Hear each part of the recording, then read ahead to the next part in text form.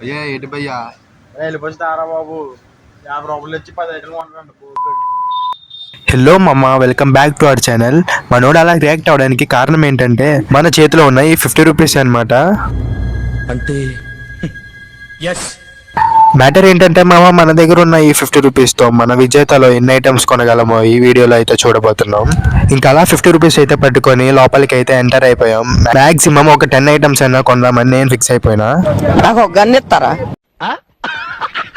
లోపలికి వచ్చిన తర్వాత నాకు తెలిసింది ఏంటంటే విజేతలో 50 రూపీస్కి 10 ఐటమ్స్ కొనడం చాలా కష్టం అనమాట. సరేలే మావా, ఎలాగో వచ్చాం కదా అని చెప్పి లో బడ్జెట్లో ఏమైనా ఐటమ్స్ ఉంటాయేమని చెక్కింగ్ అయితే చేస్తున్నాం. మొత్తం అంతా చెక్ చేయగా మాకైతే ఈ 10 రూపీస్ బింగో లేస్ అయితే దొరికింది. ఇది ఒకటైతే తీసుకున్నాం. మన దగ్గర ఉన్న 50 రూపీస్ తో 10 రూపీస్ అయితే సక్సెస్ఫుల్ గా కంప్లీట్ అయితే చేసినాం. ఇంకా బ్యాలెన్స్ మన దగ్గర 40 రూపీస్ అయితే ఉన్నాయి. ఈ బాక్స్ తో తీసుకుందామని ట్రై చేసినాం, కానీ ఓపెన్ చేయడానికి అవ్వదంట.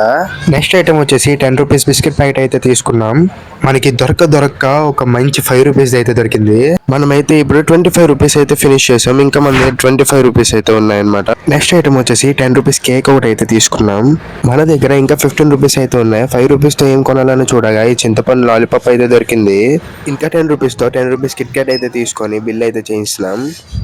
మన మామగాడు నన్ను అడిగినాడు 50 రూపీస్ ఇరా అని, కానీ మనమైతే ఒక డైలాగ్ చెప్పి ఆడితోనే బిల్లు కట్టించినాం. డబ్బా నేను కట్టలేక కాదు, కడితే నేను ఒక్కడనే మంచోడిని అవుతాను, కానీ నువ్వు కూడా మంచోడు కావాలిగా.